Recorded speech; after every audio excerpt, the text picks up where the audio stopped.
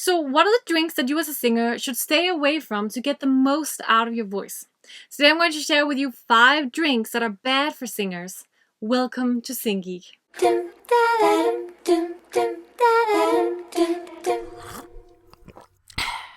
Hi singers, my name is Ronja Peterson and I'm here to geek out on your voice. So some drinks, they can really affect your voice negatively when you sing, and I want to share them with you so that you know what to stay away from, especially on the day of a performance. Now really quickly, I want to say I am not a doctor, I'm a vocal coach, and so if you feel any discomfort or that anything is wrong with your voice, go see your doctor. That being said, these rules, it is something that has been researched and it is something that is widely known in the vocal community. So let's get started. Harmful drink number 1 is any cold drink. If you didn't know about this, I'm really happy that you're getting to know about it now because it can really wreak havoc on your voice. So why, you might ask? Well, it has to do with the fact that cooling down of the muscles makes them less agile. They just don't function as fast or as well. You might have experienced it sometimes if you go outside when it's freezing and your fingers, they just don't move as fast or in the same way that you want them to. I grew up in Denmark, so I'm really familiar with this. For example, having to unlock my bike in the cold weather and like screwing on all the little knobs, and it was really hard. The same thing happens to your voice because your voice has all these muscles, and even your vocal folds, they're made of muscle. And these muscles, they have to be warm enough to stretch and limber in the way that you can make all these beautiful pitches. So really be aware of this. You don't want to hurt your voice, even if it's cold and you're pushing too much and it's not agile. That can really cause damage. So make sure that you drink room temperature water. My worst fear is always when I go to a gig and if I forgot my water bottle and I get a chilled bottle of water from the bar, it's just not good. What you can do if you are in this scenario is try to like swish it around in your mouth a little bit before you drink it, if you have to do it, but really just bring your own water with you that is room temperature. You might have heard so many singers talk about this before and you think that they're being divas something about their water, but now you know it is actually really, really important. So watch out for cold drinks. Harmful drink number 2.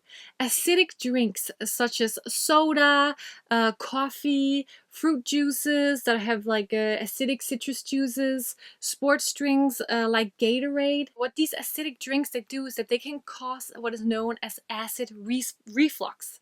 So what acid reflux is that there's acid from your stomach that travels up through your esophagus. And here it can cause your vocal folds to swell. They get really irritated. And this swelling makes it hard to stay on pitch, and it can make it hard to sustain note, and it can make it hard to just be agile with your voice and make riffs and runs in general.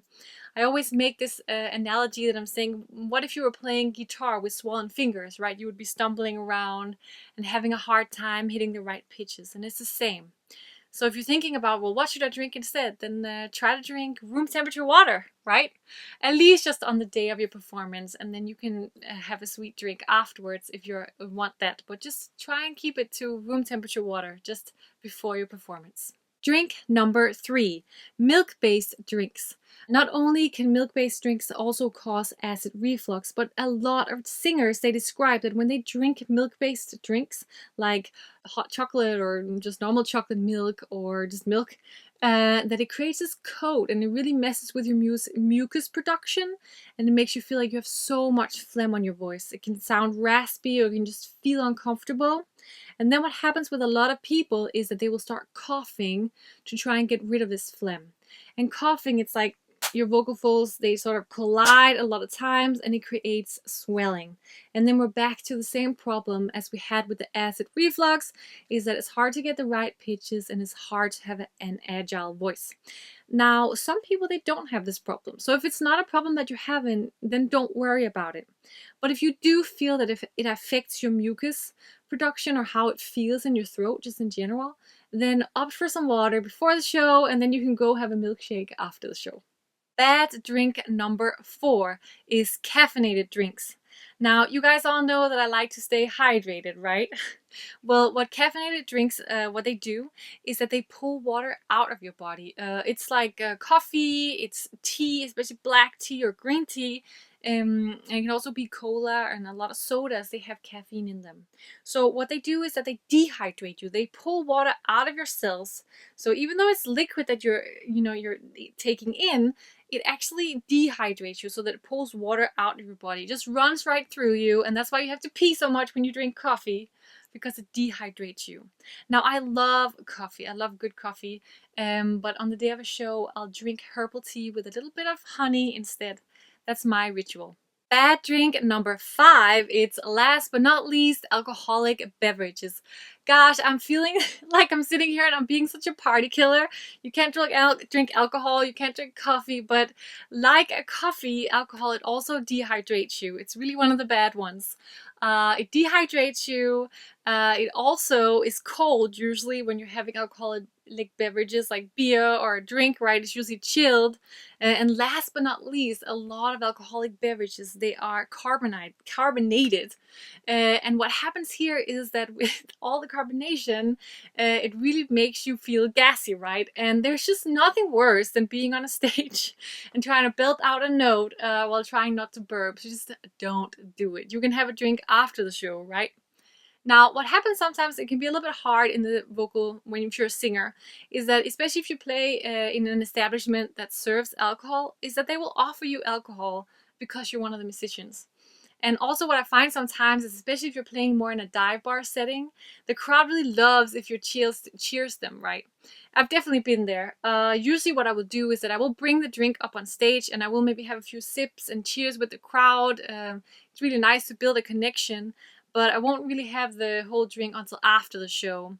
And if someone comes and during the show, that also happens, that they come and they say, hey, here's a drink, or do you want a drink? And I think it's really good that you can say, hey, let's have a drink after the show.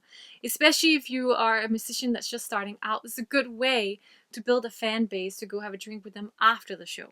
So I'm sorry, but stay away from alcoholic beverages before your show. Okay, Singing Geeks, so those were the 5 drinks that I advise you to stay away from, at least just on the day before your show.